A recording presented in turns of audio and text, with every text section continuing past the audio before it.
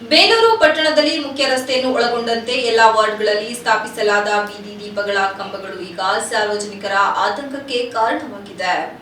ಬೇಲೂರು ಪಟ್ಟಣದಲ್ಲಿ ಮುಖ್ಯ ರಸ್ತೆಯನ್ನು ಒಳಗೊಂಡಂತೆ ಎಲ್ಲಾ ವಾರ್ಡ್ಗಳಲ್ಲಿ ಸ್ಥಾಪಿಸಲಾದ ಬೀದಿ ದೀಪಗಳ ಕಂಬಗಳು ಈಗ ಸಾರ್ವಜನಿಕರ ಆತಂಕಕ್ಕೆ ಕಾರಣವಾಗಿದೆ. ದೀಪಗಳ ನಿರ್ವಹಣೆ ಮತ್ತು ನಿಯಂತ್ರಣಕ್ಕಾಗಿ ಅಗತ್ಯವಾದ ಸ್ವಿಚ್ ವ್ಯವಸ್ಥೆ ಸರಿಯಾಗಿ ಇಲ್ಲದೆ ಇರುವುದರಿಂದ ಅನೇಕ ಕಂಬಗಳು ನಿರಂತರವಾಗಿ ವಿದ್ಯುತ್ ಸಂಪರ್ಕ ಹೊಂದಿದ್ದು ಸಾರ್ವಜನಿಕರು ಜಾನುವಾರುಗಳು ಸಂಚರಿಸುವಾಗ ಸ್ವಲ್ಪ ಯಾಮಾರಿದರೂ ಕಂಬಕ್ಕೆ ಅಳವಡಿಸಿರುವ ವೈರ್ಗಳು ತಾಗಿ ಅನಾಹುತ ಸಂಭವಿಸುವುದು ಗ್ಯಾರಂಟಿ. ಮುಖ್ಯವಾಗಿ ಹೊಳೆಬೀದಿ ಹಾಗೂ ಹೊಳೆಬೀದಿಗೆ ಹೊಂದಿಕೊಂಡಿರುವಂತಹ ಕನ್ನಿಕಾ ಪರಮೇಶ್ವರಿ ದೇವಾಲಯದ ರಸ್ತೆ. ಈ ರಸ್ತೆಯಲ್ಲಿ ಅಂಗನವಾಡಿಯೂ ಸಹ ಇದ್ದು ಅದರ ಎದುರುಗಡೆ ಕಂಬದಲ್ಲಿ ಸ್ವಿಚ್ ಇಲ್ಲದೆ ವೈರ್ಗಳನ್ನು ಇಳಿಬಿಡಲಾಗಿದೆ. ಹಾಗೆ ಹೊಳೆಬೀದಿಯ ರಾಗಿ ಮಿಲ್ಲಿನ ಮುಂಭಾಗದಲ್ಲಿರುವ ಕಂಬಗಳು ಹಾಗೆ ಹಳೆಯ ಪೋಸ್ಟ್ ಆಫೀಸ್ ರಸ್ತೆ, ಹೊಳೆಬೀದಿಯ ತಿರುವು ರಸ್ತೆಯ ಕಂಬಗಳಲ್ಲಿ ಸ್ವಿಚ್ ಇಲ್ಲದೆ ವೈರ್ಗಳು ಇಳಿಬಿದ್ದಿರುವುದು ಗೋಚರಿಸುತ್ತದೆ. ಇತರ ರಸ್ತೆಯಲ್ಲಿ ಹಲವಾರು ಶಾಲಾ ಕಾಲೇಜಿದ್ದು ದಿನನಿತ್ಯ ಸಾವಿರಾರು ಮಕ್ಕಳು ಹಾಗೂ ಸಾರ್ವಜನಿಕರು ಓಡಾಡುತ್ತಾರೆ. ಇಂತಹ ಮುಖ್ಯ ರಸ್ತೆಗಳಲ್ಲಿ ಕಂಬಗಳಿಂದ ಏನಾದರೂ ಅನಾಹುತ ಸಂಭವಿಸಿದರೆ ಯಾರು ಹೊಣೆ ಎಂಬುದು ಸಾರ್ವಜನಿಕರ ಪ್ರಶ್ನೆಯಾಗಿದೆ.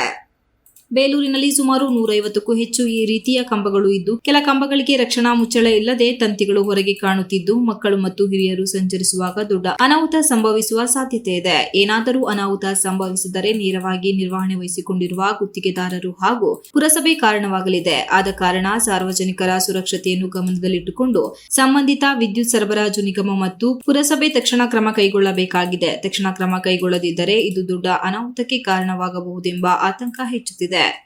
ಈ ರೀತಿ ಸ್ವಿಚ್ ವ್ಯವಸ್ಥೆಯನ್ನು ಸುಧಾರಿಸಿ ಕಂಬಗಳ ನಿರ್ವಹಣೆಯನ್ನು ತ್ವರಿತಗೊಳಿಸುವಂತೆ ನಾಗರಿಕರು ಆಗ್ರಹಿಸಿದ್ದಾರೆ. Ganesh, TV 46 news Kannada, Belur.